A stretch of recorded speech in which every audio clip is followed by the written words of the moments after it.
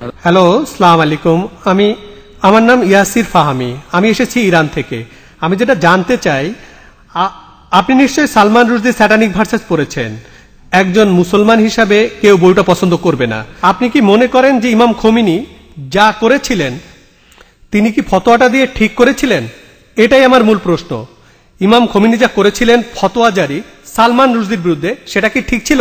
আপনি প্রশ্ন করেছেন সালমান রুশদি সম্পর্কে ইমাম খোমেনি যে ফতোয়া জারি করেছিলেন সেটা ঠিক ছিল কিনা। আমার প্রশ্ন হচ্ছে, কেন ইমাম খোমেনি ফতোয়া জারি করলেন 1 বছর পরে?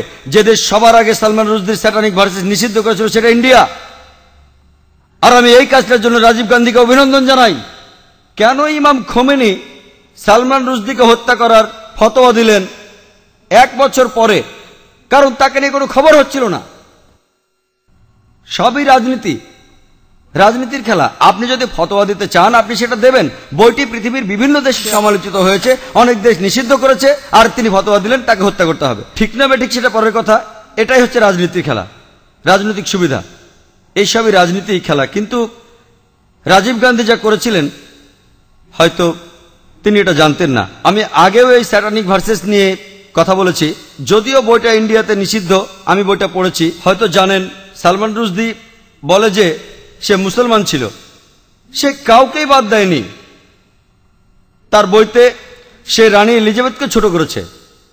আর সেই একই ব্রিটিশ সরকার এক আমেরিকান লেখকের বই নিষিদ্ধ করেছে অশ্লীল শব্দ ব্যবহারের জন্য, father uncle cousin king, Margaret থ্যাচারকে উদ্দেশ্য করে। আর এই সালমান রুশদি শব্দটাকে আরো ভয়াবহ করলো আইএনজি যোগ করে।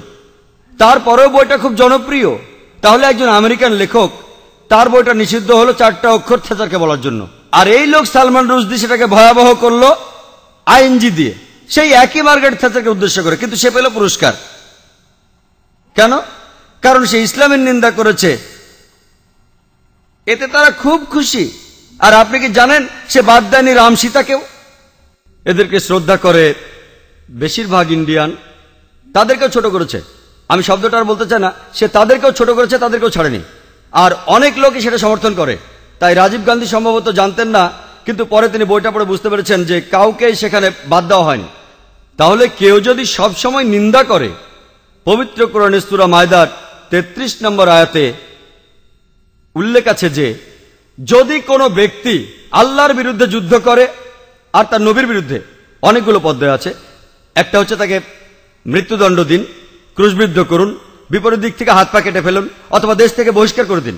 আর এই আইন শুধু কোরআনে নয়, এটা বাইবেলেও আছে। যদি আপনি বুক অব লেভিটিকাস পড়েন সেখানে আছে যদি কেউ ধর্মের বিরুদ্ধাচরণ করে তাকে পাথর নিক্ষেপ করে হত্যা করো। এমনকি একজন পথিকও তাকে পাথর নিক্ষেপ করতে পারে যে ধর্মের বিরোধিতা করে। তাহলে এই আইন সব ধর্মগ্রন্থে আছে, শুধুমাত্র ইসলামে নয়, বেশিরভাগ ধর্মগ্রন্থেই এ কথা আছে। হতে পারে খ্রিস্টান ধর্ম, হতে পারে ইসলাম ধর্ম, হতে পারে ইহুদি ধর্ম।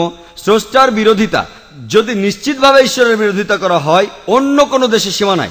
আমরা এখান থেকে ফতোয়া দিতে পারি না যে তাকে হত্যা করা হবে ইত্যাদি। যদি সেই দেশে ইসলামের আইন থাকে, কেউ স্রষ্টার বিরোধিতা করলে তার জন্য নির্দিষ্ট আইন এবং কিছু নিয়ম কানুন আছে। কিন্তু রাজনীতিবিদরা যা করেন, মুসলমান রাজনীতিবিদ হোক অথবা অমুসলমান রাজনীতিবিদ হোক, আমি দুঃখিত, আমি কোনো রাজনীতিবিদকে ছোট করতে চাচ্ছি না, সবাই না হলো আমি বলবো বেশিরভাগ, আপনি দেখবেন তারা নিজেদের সুবিধার জন্য আপোষ করছে। আর ঠিক এই কারণেই বলা হয়ে থাকে যে ধর্ম আর রাজনীতি দুটো আলাদা জিনিস, কিন্তু তারা ধর্মকে ব্যবহার করে হাতিয়ার হিসেবে খ্যাতি অর্জনের জন্য। মানুষ এই কাজটাই করে। আমাদের বোঝা উচিত যে ফতোয়া দিয়েছিলেন খোমেনি, আমার মতে এটা রাজনৈতিক ফায়দা লুটারি কৌশল। কিন্তু বইটা নিষিদ্ধ করেছিলেন রাজীব গান্ধী, সেটা ঠিক ছিল। তিনি নিষিদ্ধ করেছিলেন প্রথম, আর এখন এই নিষেধাজ্ঞা তুলে নেওয়া হচ্ছে। আমি জানি না এই নিষেধাজ্ঞা আছে না তুলে নিয়েছে। এই নিষেধাজ্ঞা তুলে নেওয়ার জন্য দাবি এসেছিল।